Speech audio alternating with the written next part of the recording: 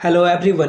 मैं मिथुन सिंह स्वागत करता हूं आप सभी का। आशा करता हूं आप सभी बहुत अच्छे होंगे। 4/8 यानी कि 4 अगस्त 2024 की ये खबर है और ये वीडियो बहुत ही इंपॉर्टेंट है। खास करके जिन लोगों ने सीटेट पास किया है उनके लिए ये बहुत इंपॉर्टेंट है। ऐसा मैं क्यों कह रहा हूं अभी आपको पता चलेगा। देखो, आपको ये भी बात पता होगी, कल मैंने रात को एक वीडियो अपलोड करी थी, अगर आपने नहीं देखी है जाकर देख लीजिए, जिसमें मैंने बताया कि झारखंड सरकार यानी कि हेमंत सोरेन की सरकार जो है सुप्रीम कोर्ट चली गई है, याचिका दायर की गई है और मैंने कहा है कि इस पे सुनवाई बहुत जल्द होगी। और देखो, सरकार ना आरटीई एक्ट के तहत जो है चीजों को लेकर आ चुकी है, यानी कि राइट टू एजुकेशन एक्ट 2009 जो है उसके अकॉर्डिंग जो है सरकार यहाँ पे आगे बढ़ना चाहती है। देखो, झारखंड में रेगुलर टीचर की वैकेंसीज बहुत कम आई है, खास करके प्राइमरी और अपर प्राइमरी यानी कि 1 to 5 और 6 to 8 की बात मैं कर रहा हूं। तो ऐसे में सरकार का कहना है कि हम लोगों ने 50,000 पद जो है सृजित किया है और उसका जो वेरी फर्स्ट चरण है यानी कि पहला चरण है उसमें हम लोग 26,000 की भर्ती कर रहे हैं। तो ऐसे में सुप्रीम कोर्ट ने जो स्टे ऑर्डर लगाया है रिजल्ट पे, आप उसे जल्दी से जल्दी रिवॉक कर दो, हटा दो, ताकि हम लोग जो है क्वालिटी एजुकेशन बच्चों को प्रोवाइड कर सके। अब देखिए, इसमें सुप्रीम कोर्ट का जो भी फैसला आएगा और नहीं आएगा वो बात की बातें हैं। मैंने आपके सामने वो खबर रखी है, उसे जाकर आप जरूर देख लीजिएगा। अब देखिए, जेटेट को लेकर क्यों इंपॉर्टेंट है। देखो, सिंस झारखंड में आपको पता है कि हाईकोर्ट के ऑर्डर की वजह से सीटेट वाले बच्चे जो है इसमें शामिल हुए थे। अब क्या बोला गया है कि अगर आप सीटेट जिन्होंने पास किया है उनको जेटेट जो है परीक्षा पास करना जरूरी है। अब आपको भी पता है जेटेट में एक नया रूल लगा दिया गया है कि आपको हर सेक्शन में यानी कि हर खंड में, जैसे सपोज कर लो सीडीपी है, हिंदी इंग्लिश है, ऐसे 4 सेक्शन है, तो ऐसे में आपको चारों सेक्शंस में जो है 40% ईच यानी कि हर सेक्शन में जो है 40% नंबर लाना ही होगा, अदरवाइज आप डिस्क्वालीफाई हो जाओगे। भले ही आपके 90 नंबर जो है टोटल आ जाते हैं, इसके बावजूद आप अगर हर सेक्शन में 40% यानी कि 12 नंबर नहीं लाते हो और जो मैथ साइंस का पेपर है उसमें 24 नंबर नहीं लाते हो तो आप डिस्क्वालीफाई हो जाओगे। तो इसके खिलाफ भी जो है लोगों ने आवाज उठाई। और आप देखो, न्यूज़पेपर में जो ये देख लेते हो ना, ये बड़ा आसान लगता होगा कि आपको ये तो ऐसे ही छप गया है ना, ये अगले हफ्ते जारी होगा सिलेबस। तो ये कहाँ से आ जाता है? आपको क्या लगता है कि न्यूज़पेपर वाले ऐसे ही छाप देते हैं क्या? या सरकार जो है बहुत आपके बारे में सोच रही है? ऐसा आपको अगर लग रहा है तो आप बिल्कुल गलतफहमी में हो। देखिए, इसके लिए ये करना पड़ता है और ये करने वाले लोग हैं जिसकी वजह से हम और आप घरों में बैठकर इस तरह की वीडियो बना रहे हैं और आप देख पा रहे हो। मैं बार बार कहता हूं कि मैं बहुत ही छोटा इंसान हूं। वो बोलते हैं ना कि एक एटम से भी छोटा हूं, ठीक है? आप इसे इलेक्ट्रॉन, न्यूट्रॉन, प्रोटॉन में भी बांट सकते हो, बट मैं इससे भी, एटम से भी छोटा इंसान हूं।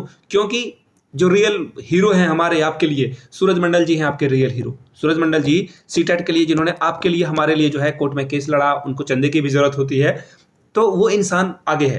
अब देखिए, इसी तरह से कुछ और भी लड़के हैं जिन्होंने जाकर जैक ऑफिस में एक बार गए, इनको वहां से जो है बोल दिया गया कि आप लोग जैक ऑफिस मत आइए, जैक रांची में मत आइए, यहाँ से कुछ काम नहीं होने वाला है। तो ये लोग स्कूली शिक्षा साक्षरता विभाग जो है गए, वहाँ पे काम इन्होंने जो है रिसीविंग दिया। यहाँ पे क्या हुआ नहीं हुआ वो भी आपको मैं बताऊंगा। बट इसके बाद ये लोग जो है मंत्री जी से भी मिलने वाले हैं, झारखंड के जो एजुकेशन मिनिस्टर हैं उनसे भी मिलने वाले हैं और उनको अपनी समस्या से अवगत कराने वाले हैं। तो ये है रियल हीरो, इनकी आप जो है जयकार कर सकते हो और इनके लिए कमेंट सेक्शन में जय हिंद जरूर लिखिएगा, क्योंकि इन्हीं की वजह से हम और आप जो है आगे बढ़ पा रहे हैं। तो ये है हमारे और आपके रियल हीरो। अब देखिए क्या काम हुआ है और क्या बातें छनकर सामने आई है वो मैं आपके सामने रख देता हूँ।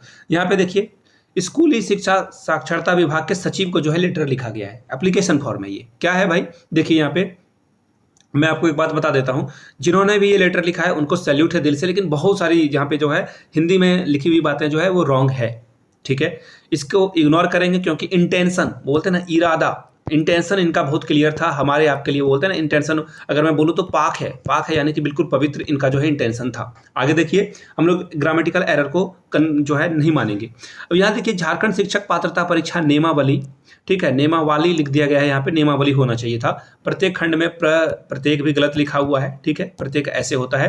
प्रत्येक खंड में न्यूनतम % की जो बाध्यता है उसको खत्म किया जाए। देखिए, इस बात को लेकर मैं भी एग्री करता हूं कि ये जो है पूरे भारत में, पूरे इंडिया में इस तरह की कहीं जो है, वो बोलते हैं ना झारखंड बिल्कुल अलग दिखना चाहता है, तो पूरे इंडिया में कहीं भी इस तरह की कोई जो है रूल नहीं है कि आपको हर सेक्शन में 40% लाना होगा। लेकिन झारखंड ने कहा कि मैं अलग हूं, यहाँ पे मैं कुछ अलग करने वाला हूं, तो इन्होंने कह दिया हर सेक्शन में आपको 40% लाना होगा। तो ये लेटर लिखा गया कि आप परसेंटेज की बाध्यता को खत्म कीजिए और सिलेबस जारी कीजिए। और मैं आपको एक बात बताऊं, ये जो न्यूनतम % वाली बाध्यता है ना, ये खत्म हो जाएगी। इसका मैं रीज़न बताता हूँ, क्योंकि एनसीटीई जो कि शिक्षा के नियम जो टीचर वाले रूल हैं, या फिर जो टेट परीक्षा है वो कैसे होगी, बीएड कितने साल का होगा, डीएलएड कैसे होगा, तो इस सभी पे रूल एनसीटीई बनाती है। तो एनसीटीई ने भी जो है कभी भी परसेंटेज का जो है जिक्र नहीं किया कि आपको 40% से नीचे लाना होगा या अधिक लाना होगा। और देखिए इन्होंने जो है झारखंड ने ऐसा किया है। और देखो झारखंड में पारा टीचर भी हैं, और पारा टीचर का जो प्रेशर है वो सरकार पे इस तरह से रहता है कि सरकारें यहाँ गिर जाती है। आपको पता होगा कि यहाँ पे बीजेपी की सरकार थी पिछली बार, रघुवर दास ने जो है पारा टीचर को परमानेंट नहीं किया या पारा टीचर की बात नहीं सुनी, और बीजेपी की सरकार को जो है इसका खामियाजा भुगतना पड़ा है। तो पारा टीचर वाले भी आगे आएंगे। और ये परसेंटेज वाली बाध्यता मुझे लग रहा है, मैं देखो ना जेएसएससी का अध्यक्ष हूँ, ना ही जैक का अध्यक्ष हूँ, ना ही शिक्षा सचिव का कोई मैं दोस्त हूँ, फिर भी मैं आपको बताता हूँ अपने पर्सनल एक्सपीरियंस से, ये जो परसेंटेज वाली बात है ये खत्म हो जाएगी। मुझे जहाँ तक लग रहा है, मैंने जहाँ तक जो है झारखंड को ऑब्जर्व किया है, ये खत्म हो जाएगा। बस थोड़ा सा हंगामा करना होगा, दैट्स ऑल, ये हो जाएगा काम। आगे देखिए, सभी निवेदन है कि जो नियमावली में उल्लेख है कि प्रत्येक में जो है 40% लाना होगा, और जो टोटल ओवरऑल है 60%, इसको जो अनिवार्य है। और जो दिव्यांग जन है इनको भी जो है 5% से अधिक जो है छूट नहीं दिया जाएगा। ये सब चीज़ों पे जो है इन्होंने कहा कि इस पे जो है काम किया जाना चाहिए, ये लेटर था। अब देखिए इस पे जो है यहाँ पे क्या बातें बताई गई है वो आप यहाँ से देख पाओगे। देखिए सबसे पहले जान लीजिए कि सिलेबस जारी नहीं किया गया है। देखिए सिलेबस बहुत इंपॉर्टेंट होता है किसी को भी कुछ पढ़ने के लिए। वो बोलते हैं ना कि अगर आपको सपोज कर लो इस पॉइंट से इस पॉइंट तक पहुंचना है, पॉइंट ए से पॉइंट बी तक पहुंचना है, तो आपको ये पता है कि ये पॉइंट बी है, आपके पास एक गोल है, आपके पास क्या है, एक मोटो है कि यहाँ तक मुझे पहुंच जाना है। तो ये मोटो को पूरा करने के लिए आपको क्या करना होगा, ए से बी तक का हो सकता है कि कोई रास्ता इधर से ले ले, कोई इधर से ले ले, कोई शॉर्ट में ही चला जाए, बट सब पहुंचेंगे यहीं पर। तो ये बी आपको जो है पता होना चाहिए। आप अगर ए से इधर चले जाओगे और भी दूर चले जाओगे तो कोई रीजन नहीं बनता है कि आप कहाँ जा रहे हो। तो ये पॉइंट भी क्या है, आपका सिलेबस है। सिलेबस में जो टॉपिक वाइज सिलेबस होता है ना, उससे आपको आइडिया लगता है कि पढ़ना कैसे है। मैं भी कुछ नोट्स वगैरह तैयार करता हूँ या खुद से ही पढ़ता हूँ, तो टॉपिक मुझे पता होने चाहिए। जैसे सपोज कर लेते हैं कि सीडीपी में मुझे पता होना चाहिए कि प्याजे पढ़ना है या नहीं, बाइगोस्की पढ़ना है या नहीं। तो मैं प्याजे, बाइगोस्की, इन सारे जो साइकोलॉजिस्ट हैं इनके बारे में मुझे पता होना चाहिए कि सिलेबस में ये शामिल है अथवा नहीं।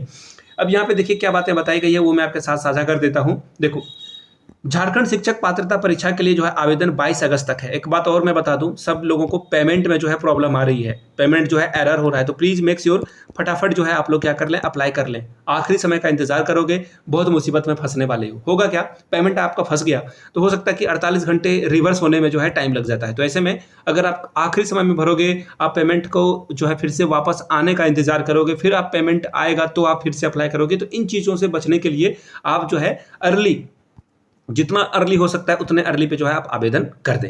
आगे देखिए क्या बातें बताई गई है। 23 जुलाई को जो है इसकी प्रक्रिया शुरू हुई थी, ठीक है। अभी तक 70,000 लोगों ने आवेदन कर दिया। और मैं आपको टोटल अगर नंबर बताऊं तो ये 5 लाख जो है स्टूडेंट यहाँ पे अप्लाई करने वाले हैं, मोर देन 5 लाख प्लस। क्यों? और मैं आपको एक बात बता देता हूँ, अगर आप अदर स्टेट से, अगर कोई आपका दोस्त जो है अदर स्टेट से है, उसे भी ये जो है जेटेट के एग्जाम को जो है अप्लाई करवा दीजिए।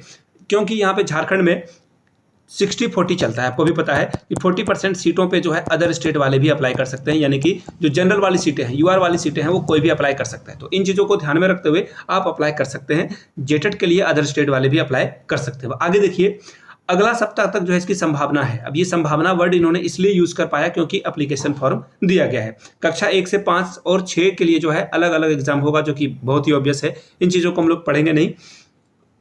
यहाँ तक अगर वीडियो आपने देखी है तो आपको ये बात समझ में आ गई कि अभी तक जो है 70,000 लोगों ने आवेदन कर दिया है। और आप अभी तक आवेदन नहीं किए हो तो प्लीज़ पहले आवेदन कर लें। सिलेबस जल्द ही जारी किया जाएगा। और याद रखिएगा, सहायक आचार्य में जिनका भी एग्जाम अच्छे से गया है उनके लिए ये एग्जाम जो है संजीवनी बूटी की तरह है। अगर आप ये एग्जाम पास नहीं कर पाते हो तो आप सहायक आचार्य के लिए भी डिस्क्वालीफाई हो जाओगे। तो मेक श्योर इस एग्जामिनेशन को बिल्कुल भी हल्के में ना लें। आई रिपीट, हल्के में नहीं लें। भले ये जेटेट का एग्जाम बहुत टुच्चा सा एग्जाम होता है, मैं बार बार कहता हूँ इस बात को, क्योंकि जेटेट कोई बहुत बड़ी बात नहीं है। जिस बंदे ने सीटेट पास कर लिया है वो जेटेट आराम से जो है क्वालिफाई कर जाएगा, इसकी मैं पूरी गारंटी लेता हूँ। खोट्ठा सब्जेक्ट हो या फिर नागपुरी पंच परगनिया हो, ये जो लैंग्वेजेस है ना, ये आपके नंबर को और बढ़ा देंगे। क्योंकि खोट्ठा का सिलेबस बहुत ही खोखला है, बहुत ही छोटा है। कहानी इतने, मतलब आपने बचपन में इतनी कहानियां जो है जहाँ पे खोट्ठा में बताई जाती है ना, मैं आपको गारंटी देता हूँ आप 60% कहानियां आपने बचपन में अपने दादा दादी, नाना नानी से जो है सुन रखा होगा। यहाँ से आप आराम से स्कोर कर पाओगे। और सहायक आचार्य वाले एग्जामिनेशन में तो खोट्ठा वाले पेपर, मेरा भी खोट्ठा का था, तो मैंने जितने भी पढ़ने वाले बच्चे से सुना, किसी ने नहीं कहा कि मैंने 90% से कम सॉल्व किया है। तो आप समझ सकते हो कि जेटेट में जो ये रीजनल लैंग्वेज है, ये आपके लिए संजीवनी बूटी का काम करेगा, नुकसान आपको नहीं पहुंचाने वाला है। तो प्लीज़ इन चीज़ों को कंसिडर करें, अच्छे से पढ़ें। ऐसा नहीं कि खोट्ठा बिना पढ़े ही आपका एग्जाम हो जाएगा। देखिए खोट्ठा में एक्चुअली सिलेबस तो बहुत बड़ा है, बट सिलेबस बहुत ही सरल है, बहुत ही इजी सिलेबस है। तो इन चीज़ों को ध्यान में रखकर जो है पढ़ाई करते रहें। और मैं आपको एक और बात बता देता हूँ, वीडियो अगर आपने यहाँ तक देख लिया है तो कॉन्ग्रेचुलेशंस, आपका जो फोकस है वो बहुत अच्छा है। JTET previous year question paper के लिए मैंने एक अलग से जो है प्लेलिस्ट बना दी है, लिंक जो है डिस्क्रिप्शन बॉक्स में भी मिल जाएगा, या प्लेलिस्ट चैनल पे जाओगे तो वहाँ भी मिल जाएगा। वहाँ पे मैंने सीडीपी की 2 क्लासेस करा दी है, 2 जो प्रीवियस ईयर क्वेश्चन पेपर है, एक 1 to 5 और 6 to 8 का जो प्रीवियस ईयर क्वेश्चन पेपर 2016 में पूछा गया था, उसका वीडियो वहाँ पे आपको मिल जाएगा। दूसरी बात, मैंने एक इंग्लिश की भी वीडियो अपलोड कर दी है, उसे भी यहाँ पर जाकर चेकआउट कर लीजिए। एक वीडियो मैंने हिंदी की भी अपलोड कर दी है, उसे भी जाकर आप चेकआउट कर लीजिएगा। तो 4 वीडियो आ गई है। एक वीडियो आज रात तक जो है, नाइट तक मैं काम कर रहा हूँ उस पर, I am working on it. और एक टैग वर्ड का भी वीडियो जो है उस पर भी काम चल रहा है। तो जो वीडियो जो है पीपीटी तैयार हो जाएगा, पहले हम लोग उस पर काम कर लेंगे। वीडियो यहाँ तक देख लिया, पसंद आया है तो प्लीज़ लाइक किए हुए बिना नहीं जाओगे आप, और आपकी जो भी राय हो वो नीचे कमेंट करके लिखिएगा। और इस वीडियो को शेयर करें, आप साझा करें अपने दोस्तों रिश्तेदारों के बीच, व्हाट्सएप या फिर टेलीग्राम वाले ग्रुप में से शेयर जरूर कर दें। वीडियो यहाँ तक देख ली है, अच्छा लगा है तो प्लीज़ चैनल को सब्सक्राइब कर दें अगर आप पहली बार आए हैं तो। वीडियो को यहाँ तक देखने के लिए आप सभी का बहुत बहुत शुक्रिया। Have a good day.